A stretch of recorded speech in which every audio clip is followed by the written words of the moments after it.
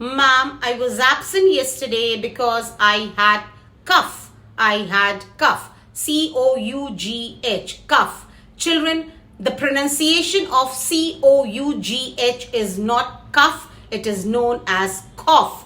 Cough. K-H-O-F-F.